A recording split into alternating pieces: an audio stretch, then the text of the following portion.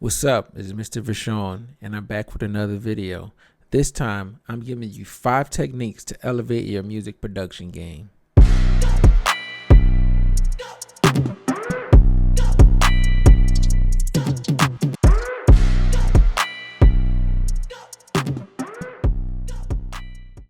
Alright, so the first technique that we're going to get into is layering.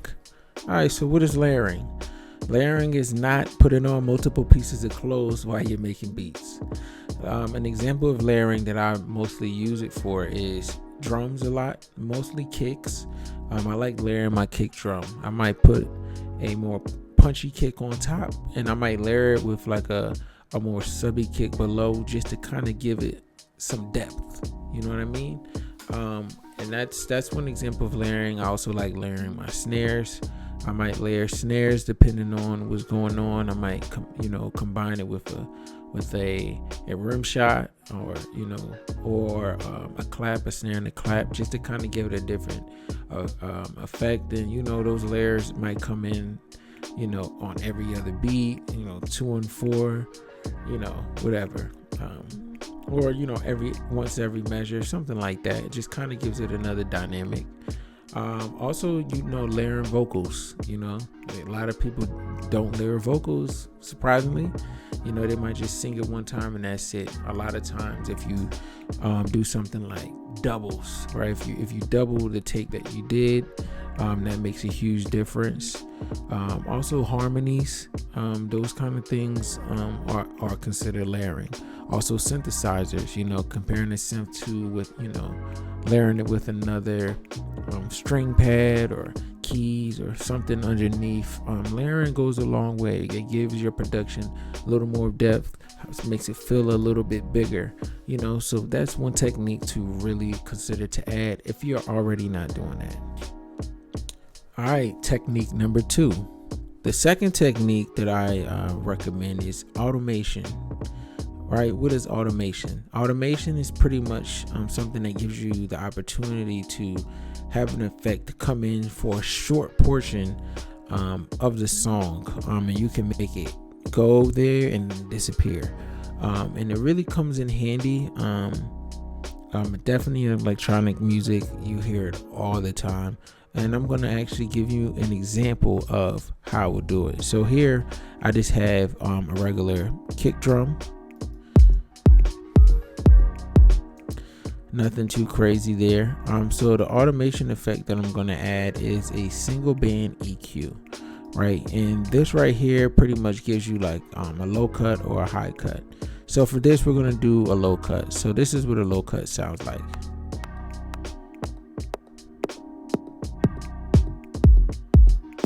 Right, so that's pretty much what the low cut effect does. So we're going to add automation. So with this automation, to do it, you hit A as the shortcut, and you click here and you look at the effect. And here we see the single band EQ. You saw that we were messing with the frequency knob, so we hit frequency here. From here, you kind of adjust it how you want it to go. So we have it starting at the very bottom, and then towards the end of the 2 bars. The frequency will change, and we'll see how that sounds.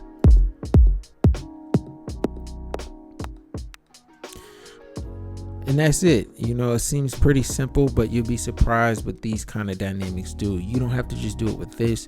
You can do it with any effect, right? You can do it with parameters that are within a synthesizer, within the plugin. I mean, literally, you can control it. If you want, a filter to kind of open up on one part and come down on a synth, or you name it. I mean, automation is definitely something to look to add into your techniques in music production. Technique number 3. This technique is called imitation. When it comes to making beats, I think that imitation is your best friend. Growing up, you listen to producers, you listen to beats that you like, the things that made you actually want to be a music producer. The best thing to do is to try and remake those beats. when you're remaking those beats, you're learning techniques that other producers used. You're using your air. It's kind of a challenge to yourself. And I think that trying to make those things lets you know where you are, right? It lets you know, like, hey, okay, I can make this beat. It gives you a different confidence if you are able to nail the beat. And you'll be surprised at your progress. And you see a lot of tutorials on YouTube of people doing remakes of different songs. And they do the remakes because they really like it. But at the same time, it gives them a chance to learn some new skills. So somebody might use automation a different kind of way on an effect that you would have never even thought of. Or you might even learn about different plugins that people are using. And when you learn those skills, you start adding them to your bag. And you'll be picking from here, you'll be picking from there, from different beats, producers, and techniques. And what you do is you get those and you mold those into one. So I think imitation and hearing what other people are doing and doing remakes and, getting those ideas and molding them together, I think that is a great technique to really, really, really, really, get better at music production.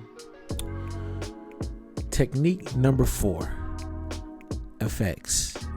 Now, when we talk about effects, we're talking about things such as reverb, delay, filters. I mean, it's so many different effects that you can add in there. But I think those effects truly make a difference in your beats. Definitely want to add a little delay on vocals or snares or synths or keyboards, Rhodes, whatever you think. I think reverb is great. Delay is also a great effect to kind of add in there, and panning. Right, panning is where you kind of can get an instrument and kind of move it a little bit to the left more, or move it a little bit to the right more. It just gives your tracks a little more dynamic, and it also, when you're mixing, it also gives it room for other things to kind of be in different places when you're moving it around. And for example, how I might do it if I'm using percussion, I might do like a cowbell, in the distance to the left or something like that, or put some congas to the right, or a bongo over here, and it just gives it a little dynamic, so it doesn't feel like everything is so like straight on in the track, like everything is right here. It's like, nah, it's kind of spread a little bit, and it gives it a little, like I keep saying, dynamic, so that's another technique that will elevate your game. Now, last but not least, technique number 5. And what technique number 5 is: avoid perfection. I think this one is the most important technique. Avoid perfection. A lot of times when you're making beats, you're just in the studio every day making beats, racking up on beats. Before you know it, you have 100 beats just sitting there and you did nothing with them. And that's the perfectionist in a lot of us. And I'm here to tell you, put those tracks out, right? If you don't want to wait for a rapper, don't. If you don't want to wait for a singer, don't. Put them out there. A lot of times when we're making beats and we sit on them, when you sit on them too long and you're ready to put them out, you realize that music might have changed a little bit.